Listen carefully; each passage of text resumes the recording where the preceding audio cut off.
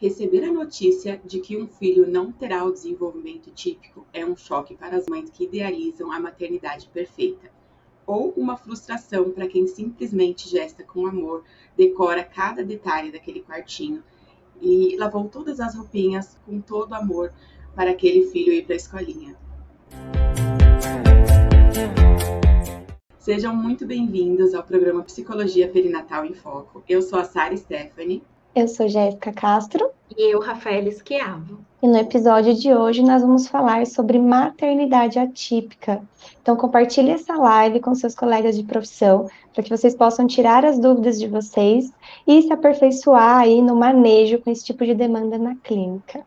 Sara, vamos à primeira pergunta do episódio de hoje? Vamos lá. Rafa, o que é maternidade atípica? Maternidade atípica é um nome, né, que o pessoal vem utilizando aí para falar sobre mães de bebês que não são típicos, né? O que é um bebê típico? É um bebê que nasce de 9 meses, sem nenhuma deficiência, sem nenhuma malformação, sem nenhuma síndrome.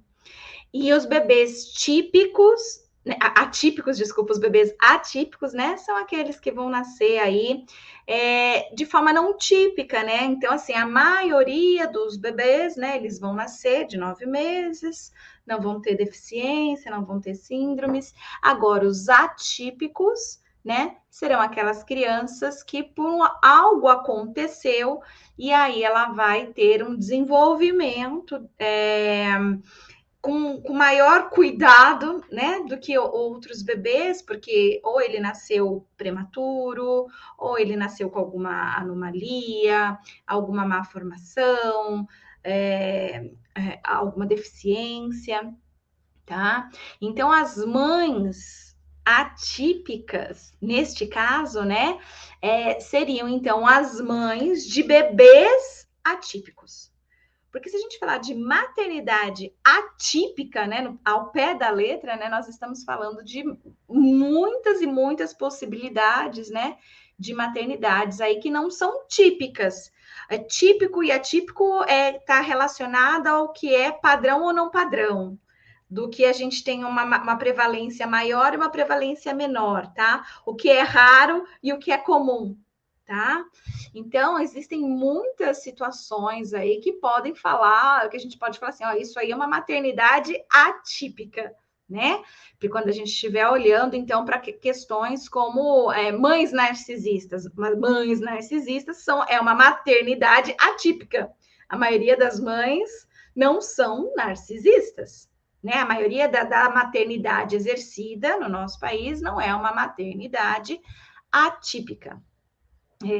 Narcisista. Então, portanto, percebe, né? Agora, o contexto em que está sendo utilizado, né, a palavra maternidade atípica, o contexto, mas não a maternidade atípica em si, né? Porque se a gente for pegar o conceito de típico e atípico, é o que eu acabei de dizer para vocês, né? O que existe em maior proporção e menor proporção seria o atípico, tá? Então, tem se chamado aí a maternidade atípica quando são mães de bebês atípicos, que nasceram com alguma condição de risco para o desenvolvimento. E, Rafa, quais seriam aí os maiores desafios que são enfrentados por essas mães atípicas? Olha, são muitos, né? Mas um dos maiores é ter que lidar com algumas frustrações, com algumas dificuldades, com preconceito, né? Com preconceito, com falas de uma rede aí que às vezes são inapropriadas.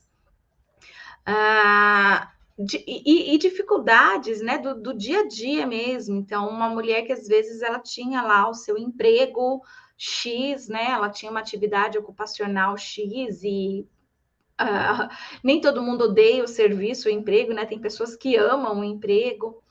E por conta, né, de um nascimento aí, do bebezinho ser atípico, né, apresentar aí, então, alguma condição especial, faz com que essa mulher muitas vezes tenha que também deixar, né, o emprego, a ocupação, para poder se dedicar para a criança. Então, assim, um dos principais pontos de dificuldade serão esses, né? As dificuldades emocionais, de ter que lidar com um bebê que ele é real, não é o bebê idealizado, né? Nessa questão, a gente pode entender assim, o que é bebê real e o que é bebê idealizado.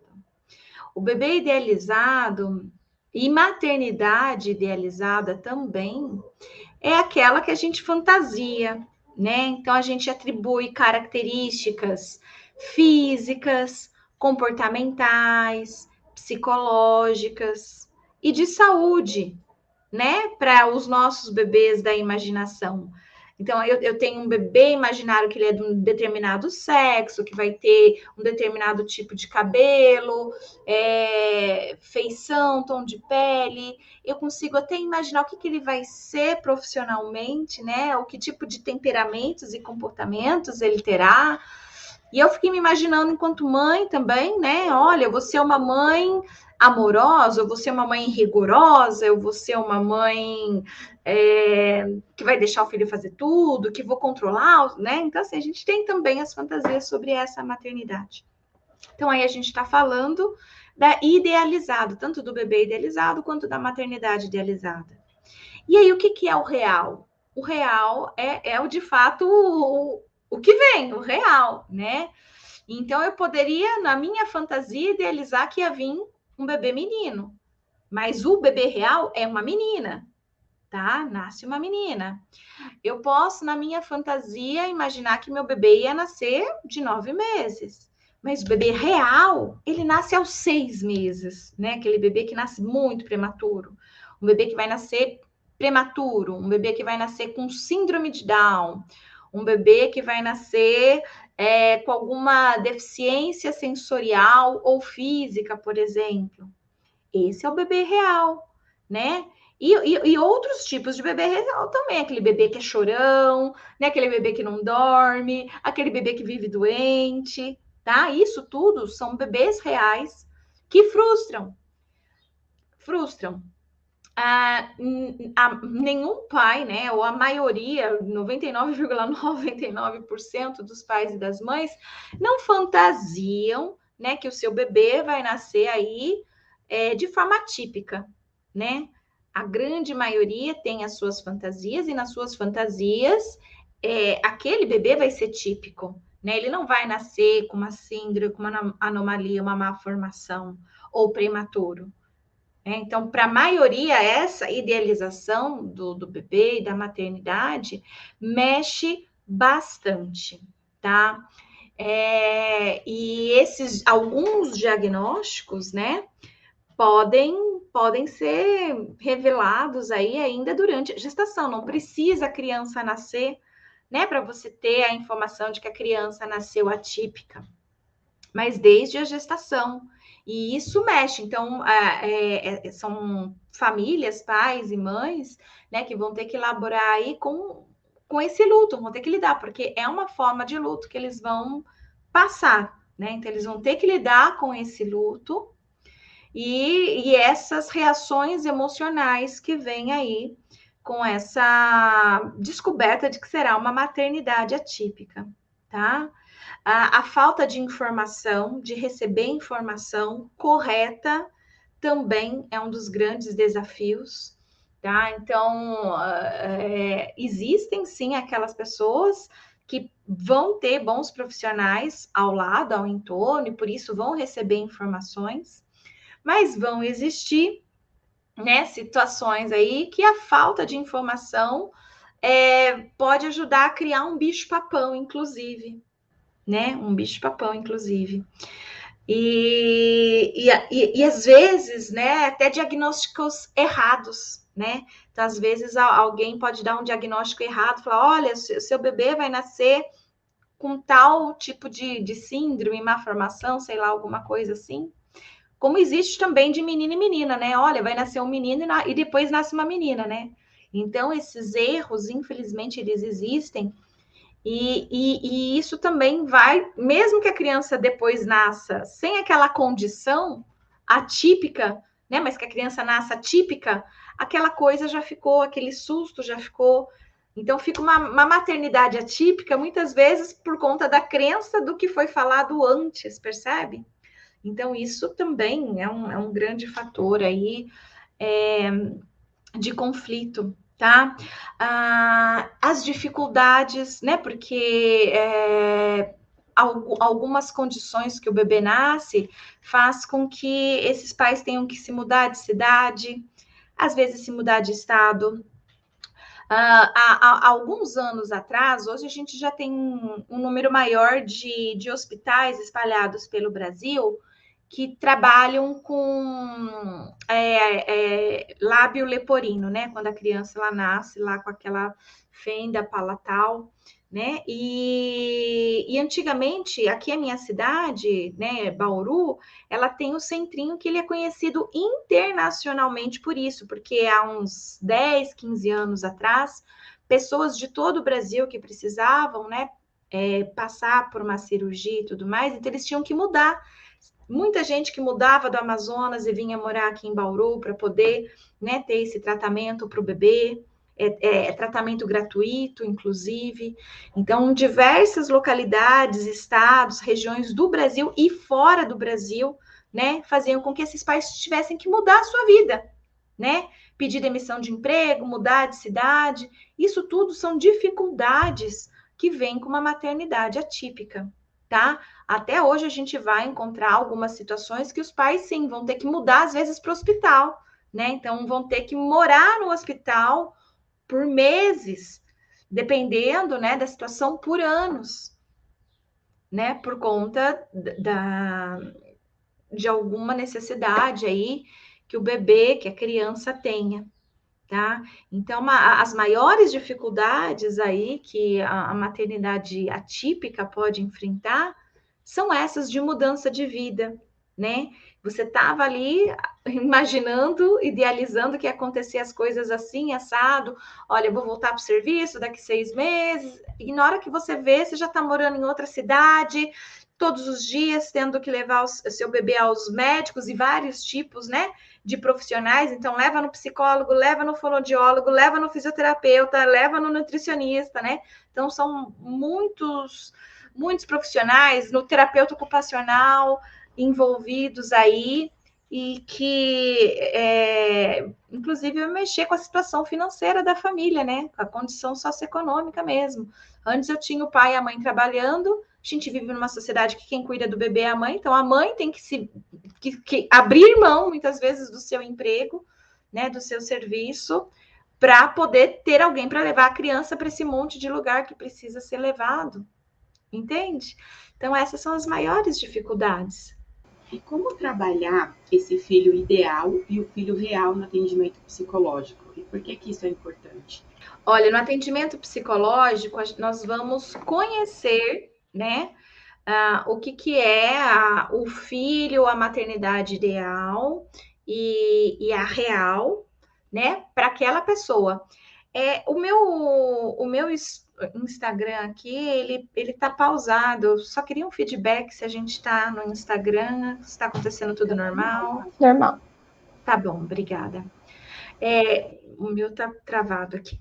Bom, então, o psicólogo, ele vai compreender o que é, né, a maternidade que foi idealizada, que foi fantasiada aí por aquele casal e respeitar. É importante esse respeito porque quando a gente pensa assim, ó, eu queria muito ser mãe, né, desta forma, ou que o meu bebê fosse daquela forma.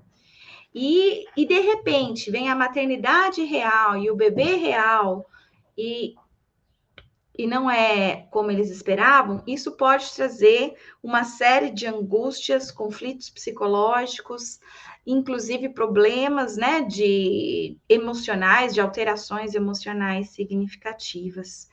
E às vezes quem atende, o profissional que atende, não consegue compreender algumas necessidades aí do casal, né? Informações que o casal criou. de expectativas e diminui. Isso é muito comum, por exemplo, com o sexo do bebê, né? Quando o casal ele chega lá para o psicólogo, né? E fala: olha, eu queria tanto uma menina e veio um menino, eu quero me matar, eu não quero mais viver, eu tô com depressão, eu não sei o que fazer da minha vida, já pensei até em aborto, porque vai vir um bebê. E o outro profissional lá que não consegue ter um olhar mais atento, né? Uma compreensão desse fenômeno, né? Ele pode até diminuir, falar assim, mas como assim? Imagina. E se bobear, se ele for mal formado, ele ainda vai falar assim, olha, Deus castiga, viu? Ó, o seu bebê tá ouvindo isso, tá passando para ele. Porque, infelizmente, eu já ouvi isso de algumas pessoas que ouviram tais absurdos dos nossos colegas aí, psicólogos, né? Despreparados. Então, assim, a gente tem que cuidar, né? Porque não é qualquer psicólogo também que consegue dar conta, né? De trabalhar essas questões da maternidade idealizada e da real. Então, aquela que é idealizada não é a que é idealizada para o psicólogo, é aquela que é idealizada para aquela mãe ou para aquele casal. Então, ele primeiro precisa compreender o que foi idealizado, entender como está sendo o real, né? Para ele poder, então, fazer o trabalho, desenvolver ali o trabalho com essa mãe isoladamente, ou com o pai isoladamente, ou com o casal, né? Para que eles possam, então, elaborar esse luto, tá? E esse é um luto, gente, é totalmente válido e é um luto que vai passar pelas fases do luto lá da Kübler-Ross mesmo. Então, primeiro vai ser a negação. Então, faz lá um ultrassom, deu síndrome de Down. A primeira coisa que os pais vão fazer é negar. Vão dizer, não, não está certo. Quero uma opinião de outro médico. Quero fazer um outro ultrassom, tá? Então, a primeira coisa é a negação das fases do luto. Então, vai buscar outro médico, outro exame, outra opinião, tá? Aí depois vem a raiva. Fica com raiva daquela situação. Por que comigo?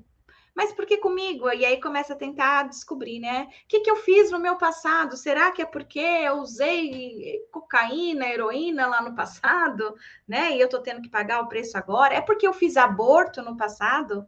É porque eu fiz um aborto provocado e agora Deus está me culpando, está me penalizando, né? Então fica tentando aí ficar com raiva e encontrar culpados, né, para aquilo, né? Sou eu que não estava fazendo exercício físico? Por que eu fui engravidar depois dos 35 anos? Por que eu não engravidei antes? Por que eu esperei acabar a faculdade para engravidar? Sabe? Então fica ali naquela situação de raiva da situação, né? Procurando alguém para culpar, um médico para culpar, a mãe, o parceiro, a si mesmo, né? Então vai passar por essa fase. Vai passar pela fase, né, da barganha, né, no sentido de, ai meu Deus, né, e se eu fizer tal coisa, será que diminui, né, será que vai ser algo menor, né, então fica tentando procurar algo ali para barganhar, né, ver se consegue fazer uma troca, olha, né, e se eu fizer tal coisa, será que isso melhora, será que vai nascer sem, e tudo mais. Depois a gente entra na depressão, né? Que seria aquele momento de não depressão gestacional necessariamente, mas uma depressão, né? Que vai partir para uma aceitação, né? Se deprimir no sentido de, poxa vida, é real, tá acontecendo, é comigo, o que eu vou fazer agora? Né? O que eu vou fazer agora? E é até que entra no período de aceitação, que é, tá, o meu bebê tem essa anomalia, tem essa síndrome, tem essa questão, né?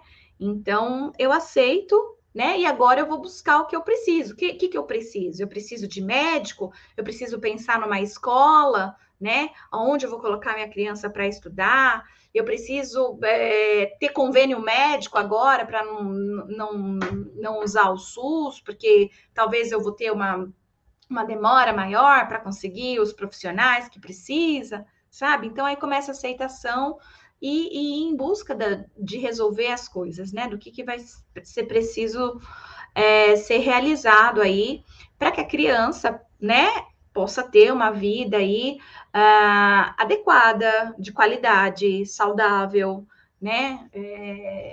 De felicidade, alegria e tudo mais que os pais querem para os filhos, né?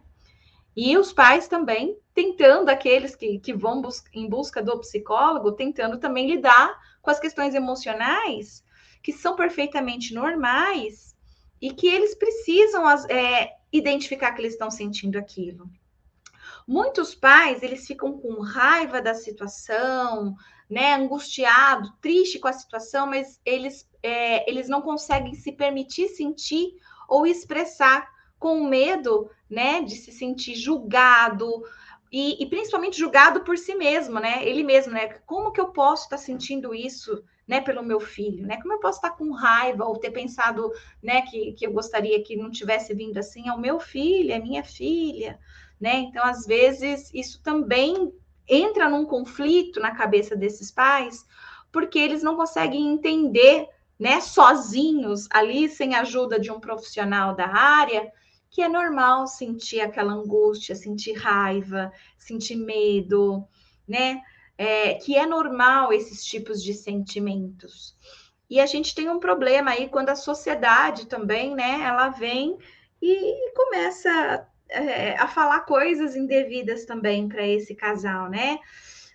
No sentido de, Deus escolheu, né, você para ser, então, uma heroína, uma mulher super forte, né?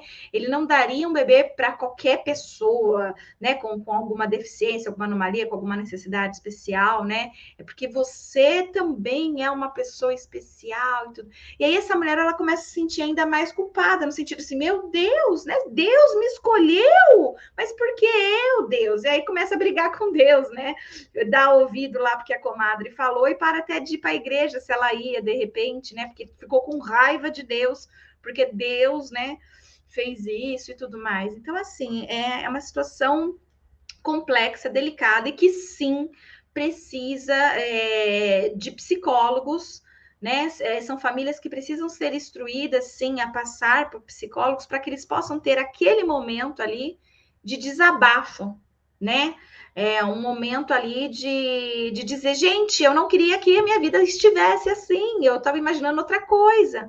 E que aquela pessoa possa ter aquele espaço para poder fazer isso sem se sentir culpada.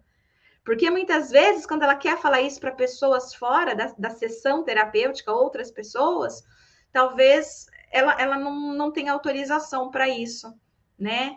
Então, as pessoas meio que brecam, não querem, né, deixar ela sentir. E ali dentro da sessão de terapia é um espaço que aquela pessoa pode explodir, ela pode falar e ainda assim amar o bebê, né? Aquilo que a gente já falou, né? Odeio a maternidade, amo o meu bebê. Então, ela pode amar o seu bebê atípico e odiar a maternidade atípica. E tá tudo bem. Rafa, então é possível favorecer esse processo de luto simbólico, né, diante do diagnóstico, mesmo sendo um processo de luto doloroso, né? É possível passar por isso de forma mais leve? Depende de pessoa para pessoa, se tem rede de apoio, se tem informação, tá? Então, quanto melhor a rede de apoio, quanto mais informação, questão de personalidade também, né? Então, isso vai influenciar bastante. É possível sim, tá? Então, há pessoas que vão receber a notícia, claro que serão impactadas com a notícia, claro que passarão por esse processo de luto, tá? Também, mas de uma forma mais leve, tá? Quando ela tem aí apoio de profissionais, conhecimento, né? Rede de apoio, tudo isso pode sim ser um fator de proteção, tá? Para essa maternidade atípica. Pode ser um fator de proteção e tornar esse momento mais leve. Mas dependendo da pessoa, sem rede de apoio, sem receber orientação, apoio, uma personalidade que talvez a pessoa já tenha uma baixa autoestima, né, uma personalidade, né, de um ponto de vista aí mais, né, que não consegue ver lado positivo das coisas, né? Tem muitas pessoas que só veem lado negativo, né? E são mães também, né? Não dá para dizer que todas as mães veem tudo as coisas, né? Que todas, né? Tem mães também que são mulheres que, né, infelizmente, só veem lado negativo das coisas, só fala de coisa negativa, só atrai coisa negativa. Então, isso pode acontecer também, né? Infelizmente, aí, e se tornar um pouco mais difícil passar por esse processo aí da maternidade atípica. Rafa, e como que a romantização da maternidade impacta na maternidade atípica? A romantização da maternidade, ela atrapalha na maternidade típica e atípica, né? Na maternidade atípica, atrapalha mais ainda no sentido de que, na típica, aquela mulher ela consegue voltar ao trabalho, muitas vezes, né? Ela tem aí, né, um certo respaldo aí social diferente, né? Na atípica, a sociedade enxerga essa mulher, né, como uma mulher que precisa se abster da sua vida agora, né? Ocupacional, inclusive, e tudo mais, né? Tudo mais, porque ela precisa se dedicar e ficar com o bebê e cuidar do bebê, e não pode reclamar, né, daquela situação, porque que mãe que reclama, né?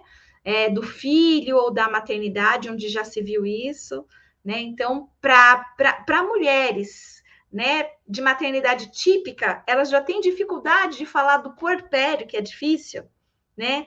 Elas já não conseguem muitas vezes encontrar apoio, respaldo para falar sobre as dificuldades do puerpério com outras pessoas. Imagina uma mãe de bebê atípico no puerpério.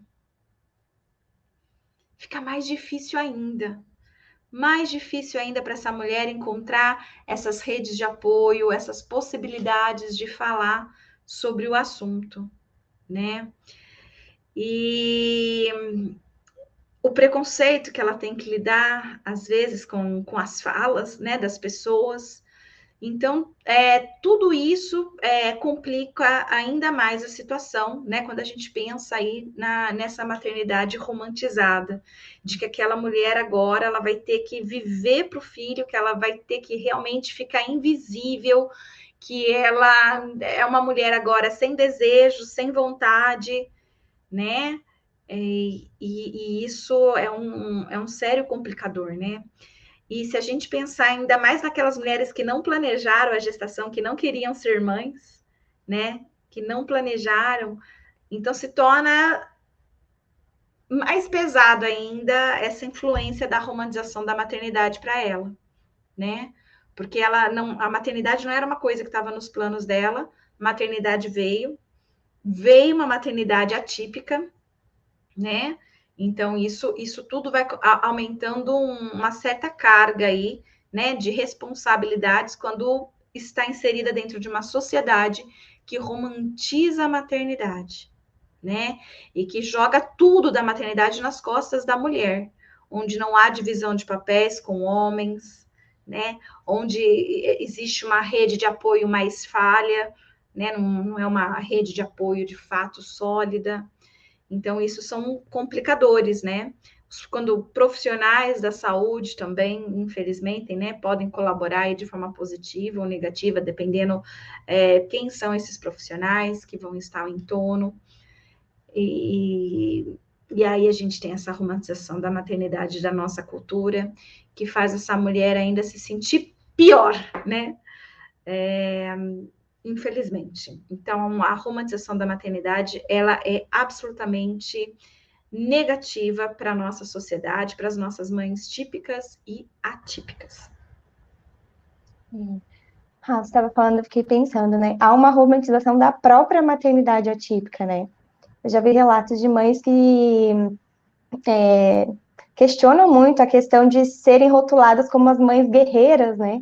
Aquela mãe que vai ter que dar conta de tudo, aquela mãe que se olha e fala, essa mãe é uma guerreira. E a dificuldade disso, a problemática disso, é que muitas vezes esse rótulo ele vai invalidar, né? Ele vai deixar essa mãe invisível, vai invalidar todas as dificuldades que ela tem, né? Não, ela não é uma mãe guerreira, tá difícil para ela lidar com tudo isso, né? Ela também está sofrendo, ela também está passando por dificuldades. Então, essa romantização, realmente, ela parece que está impregnada, né? Em todas as formas de ser mãe, né? Inclusive na atípica também, realmente, essa é uma questão que a gente precisa cada vez mais estar desmistificando, né? Porque as mães, elas precisam ser vistas, né? E a romantização da maternidade, eu acho que acaba por ofuscar essas mães, né? E a As maternidade mulheres, real. né? As mulheres, ofusca as mulheres, né? Não, não as mães, mas é isso mesmo. As mulheres, deixa invisível a mulher que existe por detrás daquela mãe. Porque a maternidade é um papel entre tantos outros que a gente tem que desempenhar ao longo do dia. Então, a gente desempenha papel de esposa, de amiga, da atividade ocupacional que exerce, de filha, de mãe. Então, é um entre os papéis que a gente tem que desempenhar. E aí, né, é exatamente o que você está falando. Essa mulher que tem outros papéis, ela fica totalmente invisível. Totalmente invisível. Como se ela não fosse uma mulher. Como se ela fosse mãe, né? E só. Né? E sem desejos, sem vontades. Entendo que realmente é abdicar dela para poder, né, exercer ali esse cuidado, enfim, é algo que precisamos falar sempre, né. Bom, Rafa, a notícia, né, de que o filho não terá um desenvolvimento típico, ele pode ser um fator de risco para problemas de saúde mental materna? Sim, sim. A gente tem um número proporcionalmente maior de sintomas de depressão, ansiedade e estresse em gestantes que descobriram, então, que o seu bebê vai nascer com alguma malformação, alguma síndrome, anomalia, tá? Então, durante a gestação, sim, a gente tem um número maior aí, proporcionalmente, tá? Entre típico e atípico. O atípico a gente tem um pouco mais de mulheres aí com diagnósticos de alterações emocionais significativas. Se essa criança também, né, fica internada por algum motivo aí, nesse nascimento, após esse nascimento, aumentam as chances também dessa mulher continuar apresentando ou vir a desenvolver no pós-parto, tá? Então, sim, na gestação e no pós-parto, nesse período que a gente chama perinatal, mães atípicas, elas têm maiores chances de apresentar alterações emocionais significativas. O Rafa e vocês já falaram um pouco aí dessa invisibilidade, né? Como é que nós podemos ajudar essas mulheres que se sentem invisíveis? Como é que a gente pode dar voz para elas? O psicólogo, ele não é aquele que vai ser mais um, né, a invisibilizar essa mulher. E isso é muito sério, porque, infelizmente, nós temos colegas psicólogos que vão invisibilizar essa mulher quando ela procura terapia também.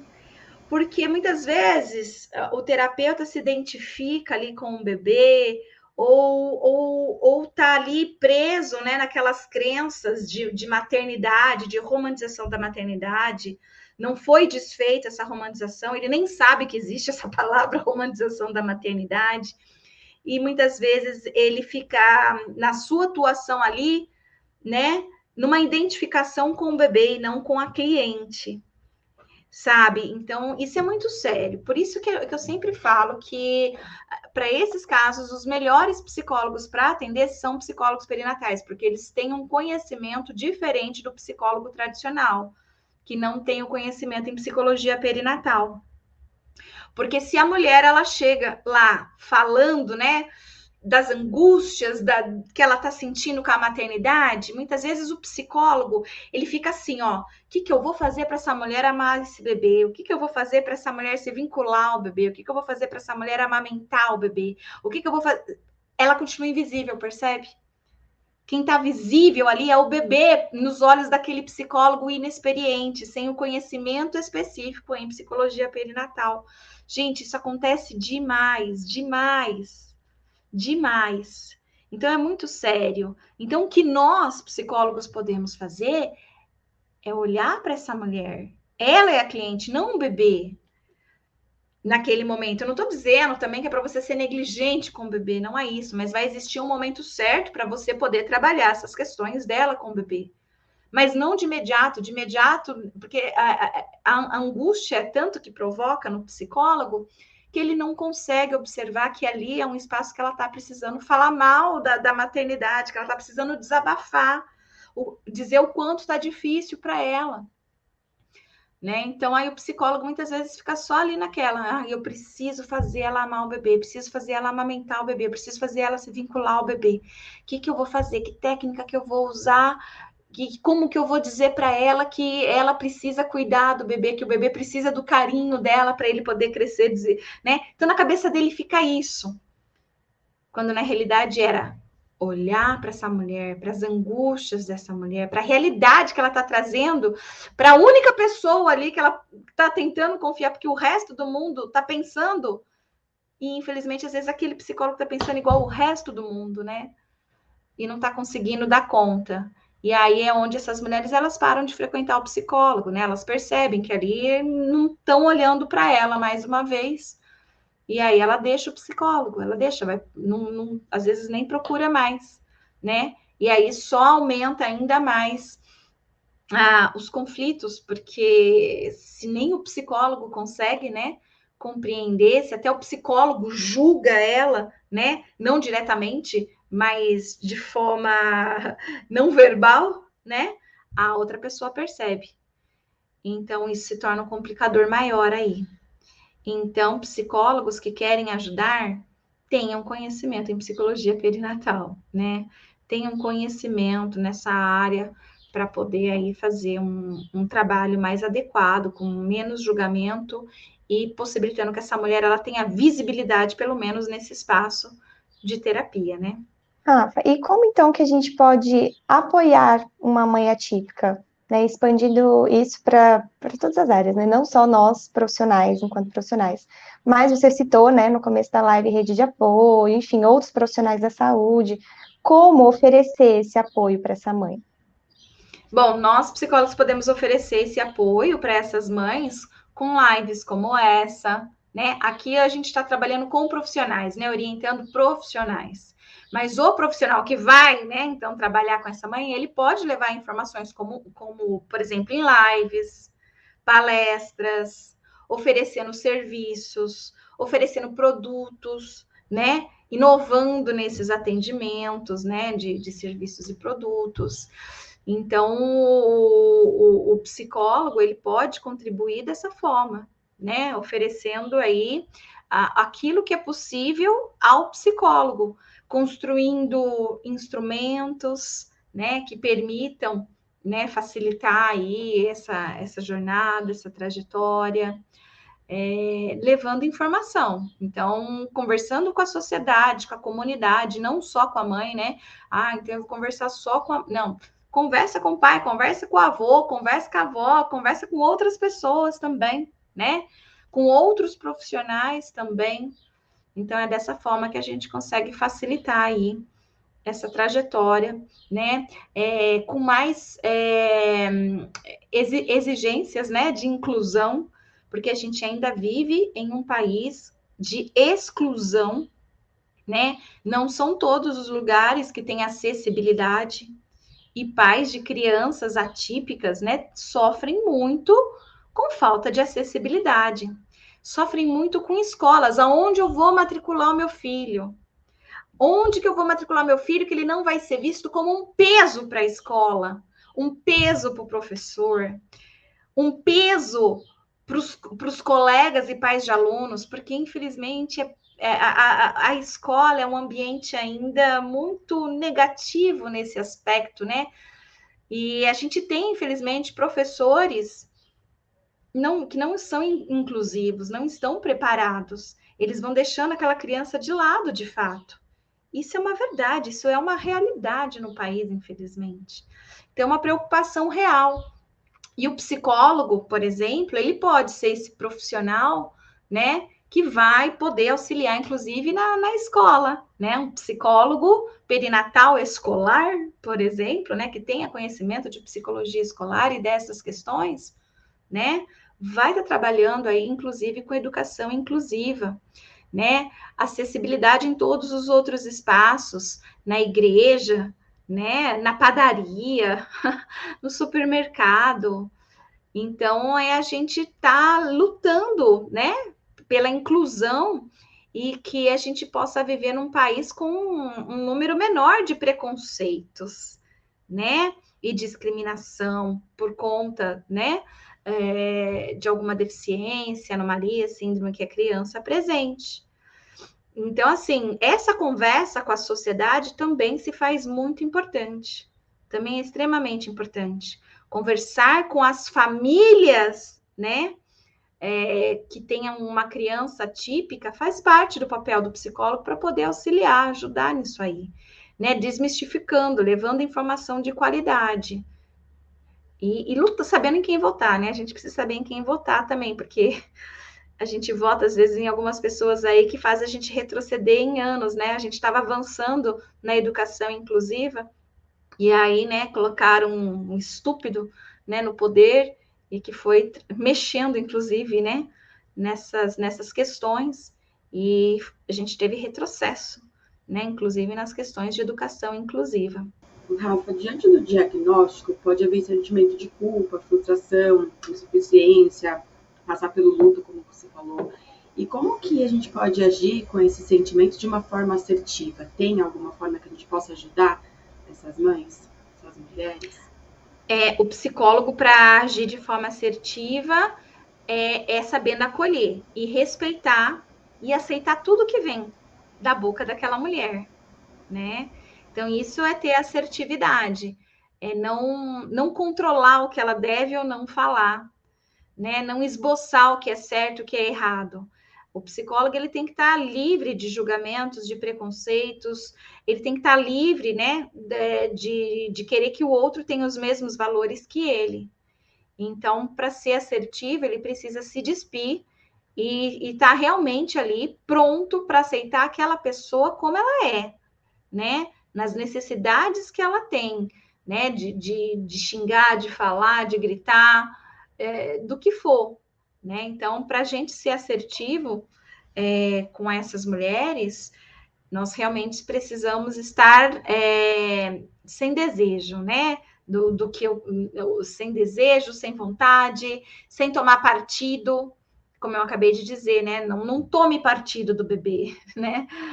Se você estiver tomando partido do bebê, vai fazer, né, terapia, vai descobrir aí por que você não está conseguindo, né, atender a sua cliente, né? Isso é importante. E é importante reconhecer também que, olha, não consigo. Então encaminha para um outro profissional aí que consiga, né? Que tenha maior conhecimento, habilidade para lidar com a questão. Isso é muito importante. Para a gente encerrar, nesse contexto da maternidade atípica, a mãe ela pode vir a desenvolver, em alguns casos, uma superproteção, né? E quais são os possíveis prejuízos desse tipo de conduta, Rafa? Mais atraso para o desenvolvimento da criança. A superproteção muitas vezes impede a criança de se desenvolver, né? Principalmente em áreas motoras, né? Então, o desenvolvimento ele vai acontecer de várias formas, né? Então, a gente vai ter desenvolvimento cognitivo da inteligência, desenvolvimento motor, tem o fino e o grosso, desenvolvimento da linguagem, né?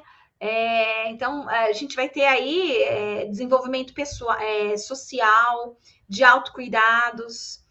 Quando uma mãe, por exemplo, ela é excessivamente, né, cuidadosa aí com esse bebê, faz tudo por ele, por exemplo, isso pode limitar o desenvolvimento da criança nessas áreas. Por exemplo, na área cognitiva, a mãe não deixa a criança pensar, a mãe pensa pela criança. O desenvolvimento da linguagem, a mãe não deixa a criança falar, A mãe já fala pelo bebê. O bebê ele não pode nem expressar que está com sede. A mãe já adivinha e já entrega água para ele, né? Então, você afeta a cognição da criança, você afeta a linguagem da criança. A criança, ela não pode, ela olha para o objeto, quando ela vai esticar a mão para pegar, o objeto já está na mão da criança, mas já entregou. A criança, ela perde a chance de desenvolver a motricidade, né? Da forma correta, no tempo correto.